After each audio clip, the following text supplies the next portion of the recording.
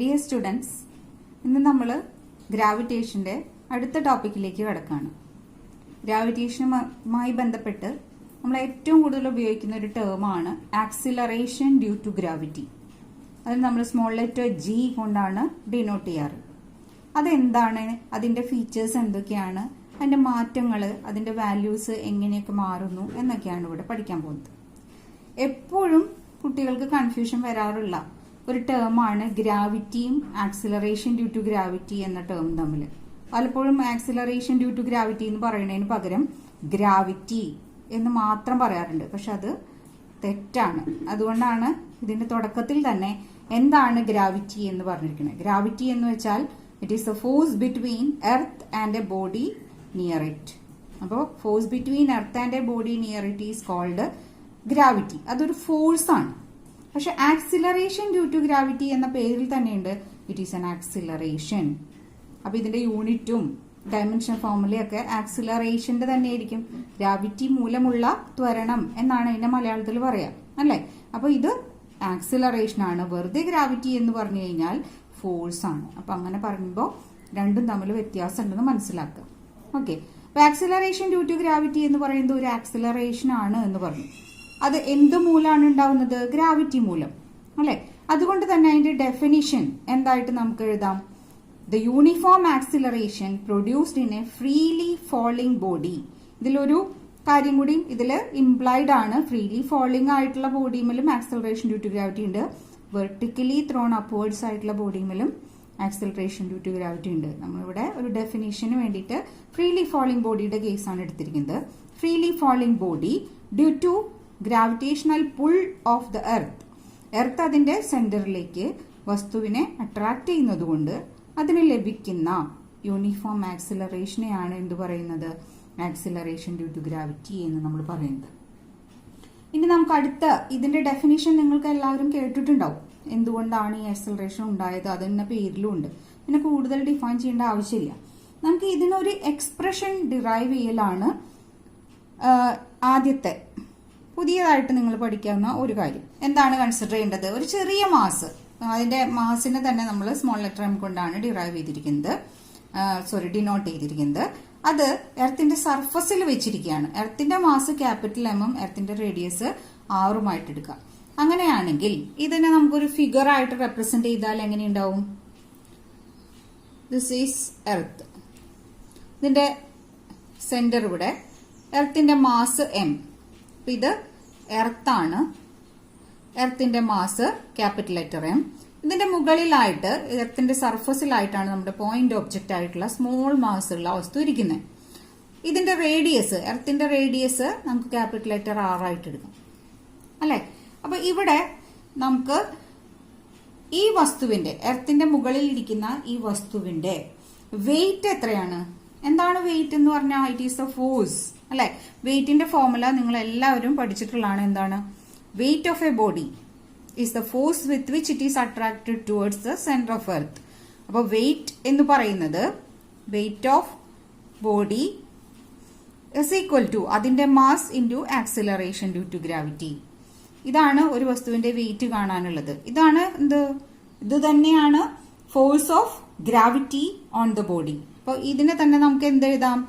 That is force of gravity on the body F is equal to mg. ഫോഴ്സിന് നമുക്കിപ്പോ ഒരു equation, wait എന്നുള്ള ഇക്വേഷനിൽ നിന്ന്, വെയിറ്റ് എന്ന് പറയുന്ന ആ ക്വാണ്ടിറ്റിയിൽ നിന്ന് ഫോഴ്സിന് ഒരു ഇക്വേഷൻ കിട്ടി. ഇത് കൂടാതെ ഏതൊരു വസ്തുവും മറ്റു വസ്തുക്കളെ അട്രാക്ട് ചെയ്യുന്ന ഗ്രാവിറ്റേഷണൽ ഫോഴ്സിന്റെ ഒരു ഇക്വേഷൻ നമ്മൾ പഠിച്ചിട്ടുണ്ട്. എന്താണത്? ഗ്രാവിറ്റേഷണൽ ഫോഴ്സ്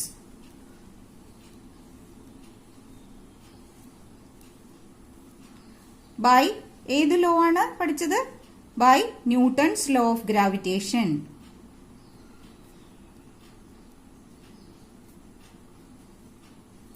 ഇപ്പൊ ഗ്രാവിറ്റേഷന്റെ ന്യൂട്ടൺസ് ലോ ഓഫ് ഗ്രാവിറ്റേഷൻ വഴി നമുക്ക് എഴുതാവുന്ന ഇക്വേഷൻ എന്താണ്? F is equal to G m1 m2 by r square. എന്തുകൊണ്ടാണ് എഴുതാത്തതെന്ന് വെച്ച് കഴിഞ്ഞാൽ ഇവിടെ m1 എന്ന് പറയുന്നത് എർത്തിന്റെ മാസും m2 എന്ന് പറയുന്നത് ഈ സ്മോൾ ബോഡിയുടെ മാസുമാണ്. അപ്പൊ m1 m2 എന്നുള്ളത് ഫസ്റ്റ് ബോഡിയുടെ mass capital letter M, small ബോഡിയുടെ മാസ് സ്മോൾ ലെറ്റർ എം.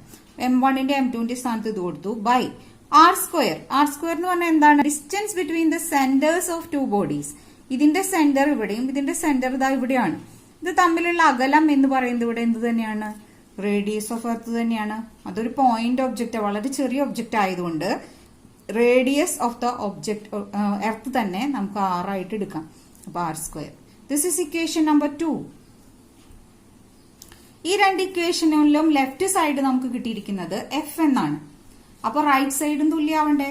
ഇപ്പൊ ഫ്രം 1 and 2 ഇക്വേഷൻ 1ഉം 2ഉം ഉപയോഗിച്ചുകൊണ്ട് നമുക്ക് എന്തെഴുതാം? ഇവിടെ mg എന്നാണ്. mg is equal to g capital M small m divided by r square.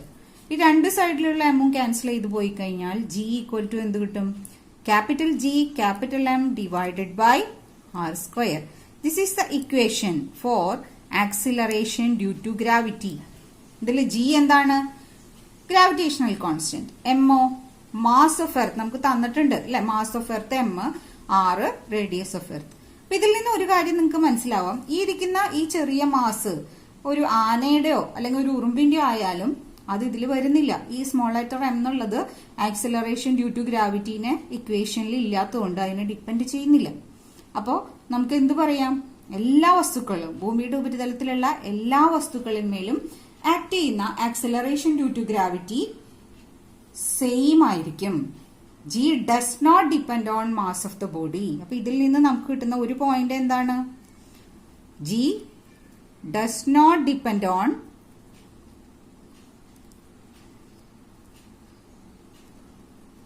mass of the body M.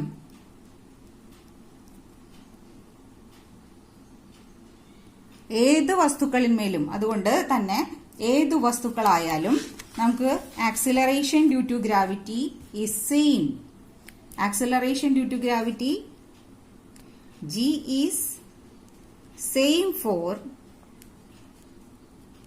any object on the surface of Earth.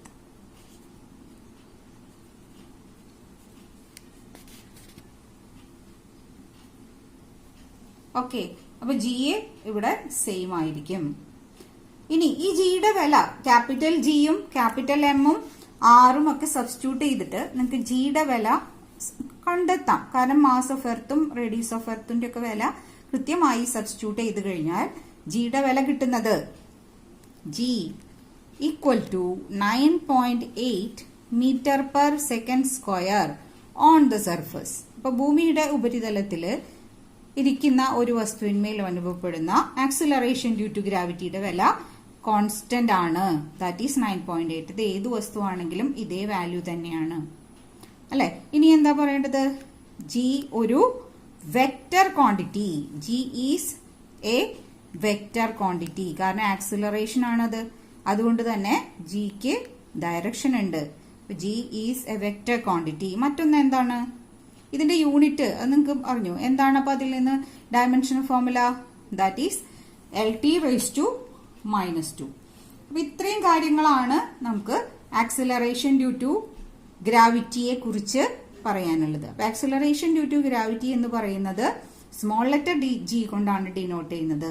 അതിന്റെ equation എന്ന് പറയുന്നത് G equal to capital G capital M by r square. ഇതിലുള്ള ഈ വലിയ അക്ഷരങ്ങളൊക്കെ കാണിച്ചിരിക്കുന്നത് അതെവിടെ ഇരിക്കുന്നു എന്നതാണ്. ഇപ്പൊ നമ്മളിപ്പോ അത് എർത്തിന്റെ കേസ് ആയിട്ടാണ് എടുത്തത് അല്ലെ? ഇതൊരു വേറെ ഏതെങ്കിലും ഒരു പ്ലാനറ്റ് ആണെങ്കിൽ ആ പ്ലാനറ്റിന്റെ മാസും ആ പ്ലാനറ്റിന്റെ റേഡിയസും അനുസരിച്ചായിരിക്കും അതിന്റെ മുകളിലുള്ള ആക്സിലറേഷൻ ഡ്യൂ ടു ഗ്രാവിറ്റി. അപ്പൊ ആക്സിലറേഷൻ ഡ്യൂ ടു ഗ്രാവിറ്റി കണ്ടെത്തി കഴിഞ്ഞാൽ അത് ഉപയോഗിച്ച് ആ വസ്തുവിന്റെ വെയിറ്റും കാണാം. m×g കണ്ടുപിടിച്ചാൽ മതി. ഇപ്പൊ മൂണിലാണെന്ന് വിചാരിക്കും. മൂണില് എർത്തിനെ അപേക്ഷിച്ച് വളരെ ചെറുതാണ് മൂൺ അല്ലെ? മൂണിന്റെ മാസും മൂണിന്റെ റേഡിയസും ഈ ഒരു ഫോർമുലയിൽ സബ്സ്റ്റിറ്റ്യൂട്ട് ചെയ്ത് കഴിഞ്ഞാൽ G in മൂൺ നമുക്ക് കിട്ടും. നമുക്കറിയാം G in മൂൺ എന്ന് പറയുന്നത് എർത്തിനെ അപേക്ഷിച്ചപ്പോ എന്തായിരിക്കും? വളരെ ചെറുതായിരിക്കും. എർത്തിന്റെ ആക്സിലറേഷൻ ഡ്യൂ ടു ഗ്രാവിറ്റിയുടെ 1/6 മാത്രമാണ് മൂണില് ഉള്ളത്. അപ്പൊ അപ്പോൾ ഇതൊക്കെ നിങ്ങൾക്ക് ആക്സിലറേഷൻ ഡ്യൂ ടു ഗ്രാവിറ്റിയെ കുറിച്ചിട്ടുള്ള ഐഡിയകളാണ്. Let us discuss the variation of G. എങ്ങനെയൊക്കെ ഈ ജിയുടെ വിലകൾ മാറാം, ജിക്ക് കിട്ടുന്ന ഈ 9.8 നിന്ന് മാറ്റം വരുന്നത് എപ്പോഴൊക്കെയാണ്. ആദ്യം നമ്മൾ കൺസിഡർ ചെയ്യുന്നത് variation of G with altitude. എന്താ ഓൾട്ടിറ്റ്യൂഡ് എന്ന് പറഞ്ഞാൽ? ഓൾട്ടിറ്റ്യൂഡ് എന്ന് പറയാം, അല്ലെങ്കിൽ ഹൈറ്റ്. അപ്പൊ ഹൈറ്റ് കൂടുന്തോറും ഈ value of acceleration due to ഗ്രാവിറ്റിക്ക് എന്ത് മാറ്റം വരാം. അതിന് നമുക്ക് എന്ത് ചെയ്യാം? എർത്ത് എന്ന് പറയുന്നത് ഏത് പ്ലാനറ്റ് വേണമെങ്കിൽ ആക്കി നമുക്ക് മാറ്റാം. അപ്പൊ ഇപ്പൊ നമ്മൾ തൽക്കാലം എർത്തിന്റെ ഇതാണ് കൺസിഡർ ചെയ്യുന്നത്. എർത്തിന്റെ മുകളിലിരിക്കുന്ന ഒരു വസ്തു കുറച്ച് ഉയരത്തിലേക്ക് കൊണ്ടുപോയി. ഇവിടെയാണ് നമ്മുടെ ചെറിയ വസ്തു ഇരിക്കുന്നത്, സ്മോൾ മാസ് ഉള്ള വസ്തു ഇരിക്കുന്നത്. ഇവിടെ ഇത് എർത്ത് വലിയ മാസ് ഉള്ളത്. ഇത് ഇരിക്കുന്ന ഈ ഉയരം എച്ച് എന്നാണ് ഡിനോട്ട് ചെയ്യുന്നത്. എച്ച് ഉയരത്തിലാണ്, സർഫസിൽ നിന്ന് എച്ച് ഉയരത്തിലാണ് ഈ മാസ് ഇരിക്കുന്നത്. അപ്പൊ ഇവിടുത്തെ ഈ ഡിസ്റ്റൻസ് എന്തായിരിക്കും?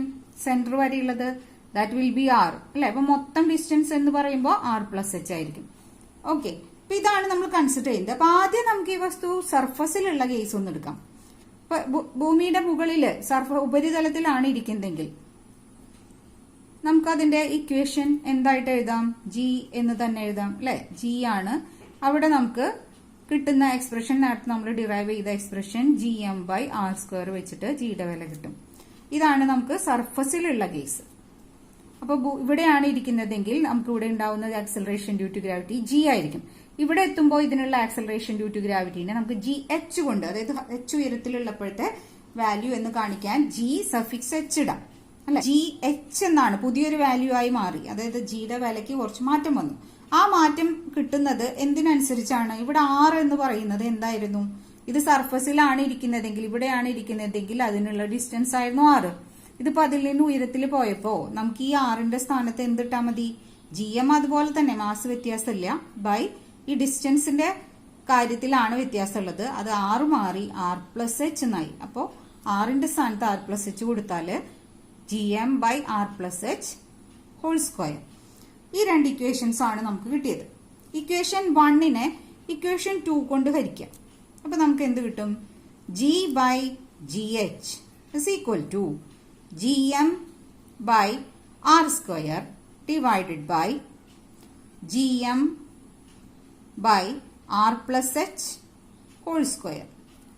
ഇങ്ങനെ കിട്ടി അല്ലെ.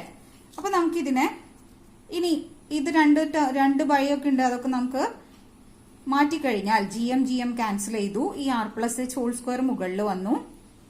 R+H² divided by R². അതായത് ഇതെന്താണ്? R+H/R. രണ്ടിനും സ്ക്വയർ ഉള്ളതുകൊണ്ട് മൊത്തത്തിൽ ഈ സ്ക്വയർ ഇട്ട് കൊടുക്കാം അല്ലെ. ഈ സ്ക്വയർ ഇതിന് സെപ്പറേറ്റ് ആയിട്ട് R കൊടുക്കൊണ്ട് ഹരിക്കുമ്പോൾ എന്ത് വരും? R/R1 plus H/R raise to 2 അല്ലെ. ഇവിടെ കിട്ടിയിട്ടുള്ളത് നമുക്ക് G/GH എന്നായിരുന്നു. അങ്ങനെയാണെങ്കിൽ GH/G എന്തായിരിക്കും? നേരെ തിരിച്ചിടാം. ഇതിനെ റെസിപ്രോക്കൽ എടുത്താൽ ഇവിടെയും റെസിപ്രോക്കൽ എടുക്കേണ്ടി വരും. റെസിപ്രോക്കൽ എടുക്കുക എന്ന് പറഞ്ഞാൽ എന്ത് മാറ്റാണ് വരുന്നത്? പവറിൽ പ്ലസ് ഉണ്ടായത് മൈനസ് ആയി മാറും. അപ്പൊ ഇവിടെ 1 plus H/R raise to -2. 1 plus H/R raise to -2 ഒരുപാട് ടേമുകൾ ഇതിനെ എക്സ്പാൻഡ് ചെയ്യുമ്പോൾ വരുന്നു. ആ ടേമുകളില് ഹയർ ടേംസ്, അതായത് H, since H is very less, H അങ്ങനെയാണെങ്കിൽ ഈ ഇരിക്കുന്ന ഈ ഹൈറ്റ് H R-നെ അപേക്ഷിച്ച് വളരെ വളരെ ചെറുതാണെങ്കിൽ നമുക്ക് ഇതിന്റെ ഹയർ ടേംസ്, സ്ക്വയറും ക്യൂബും വരുന്ന ടേംസ് ഒക്കെ നെഗ്ലക്ട് ചെയ്യാം. ഹയർ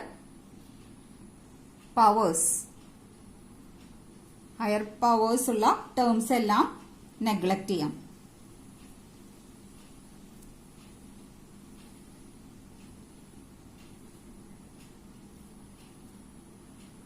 അതുകൊണ്ട് തന്നെ ഇതിൽ നമുക്ക് വരുന്നത്, ആ എക്സ്പാൻഷനിൽ വരുന്നത് GH/G is equal to 1 minus 2H/R എന്നുള്ള ഈ ടേമിൽ നിർത്താം. ബാക്കി സ്ക്വയറും ക്യൂബും ഒക്കെ വരുന്ന ടേംസ് നെഗ്ലക്ട് ചെയ്ത് കഴിഞ്ഞാൽ കിട്ടുന്നത് ഇങ്ങനെയാണ്, 1 മൈനസ് 2H/R. അങ്ങനെയാണെങ്കിൽ അടുത്തത് എന്താണ്? GH കണ്ടുപിടിക്കലാണ്. അപ്പൊ Gനെ ഇങ്ങോട്ട് കൊണ്ടുപോവാ. G into 1 minus 2h/r. ഇതാണ് acceleration due to gravity at a height h.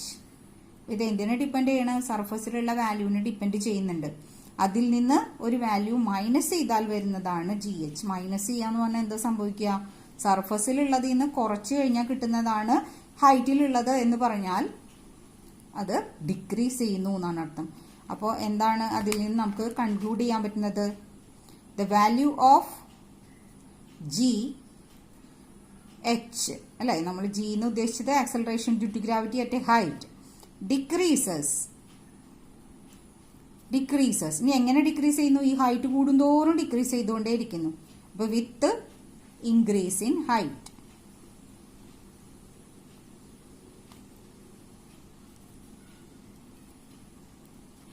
അപ്പൊ ഇതാണ് നമുക്കുള്ള എക്സ്പ്രഷൻ. ഇപ്പൊ GH എന്ന് പറയുന്നത് value of acceleration due to gravity at a height ആണ്. അത് കണ്ടുപിടിക്കാനായിട്ട് ഈ ഡെറിവേഷൻ നിങ്ങൾ ചെയ്ത് നോക്കണം. ഇനി suppose you are asked to find the weight of the particle at a height. അങ്ങനെയാണെങ്കിലോ ഇതിൽ നിന്ന് തന്നെ നമുക്ക് വെയിറ്റ് കണ്ടുപിടിക്കാം. Weight is equal to mg. അപ്പൊ G അറിയാമെങ്കിൽ പിന്നെ വെയിറ്റ് കണ്ടുപിടിച്ചൂടെ? അപ്പൊ അറ്റ് എ ഹൈറ്റിൽ G എന്താണ്? GH ആണ്. അതിന്റെ കൂടെ mass does not change with position അനുസരിച്ചോ ടൈമിനനുസരിച്ചോ ഒന്നും മാറാത്ത ഒരു ക്വാണ്ടിറ്റിയാണ് മാസ്. അതുകൊണ്ട് m മാറ്റില്ല. m ഇൻറ്റു GH ചെയ്ത് കഴിഞ്ഞാൽ നമുക്ക് ഈ ഇക്വേഷൻ കിട്ടും. m കൊണ്ട് റൈറ്റ് സൈഡിലും ലെഫ്റ്റ് സൈഡിലും ഗുണിച്ചു കൊടുക്കുക. അപ്പോൾ ഇവിടെ mg ഇൻറ്റു 1 - 2h/r. ഇതാണ് വെയിറ്റ് കാണാനുള്ള ഇക്വേഷൻ. അപ്പൊ അങ്ങനെയാണെങ്കിൽ ഇങ്ങനെ ഹൈറ്റിൽ എത്തുമ്പോൾ നമുക്കറിയാം വെയിറ്റ് കുറഞ്ഞു അല്ലെ? കാരണം GH കുറഞ്ഞപ്പോൾ വെയിറ്റും കുറഞ്ഞിട്ടുണ്ട്. അപ്പൊ ലോസ് ഓഫ് വെയിറ്റ് എത്രയായിരിക്കും? ലോസ് ഓഫ് വെയിറ്റ്, ഇതിന് വന്ന വെയിറ്റിലുണ്ടായ വ്യത്യാസം, നഷ്ടം എത്രയായിരിക്കും? അത് കണ്ടുപിടിക്കാനായിട്ട് എന്ത് ചെയ്താൽ മതി?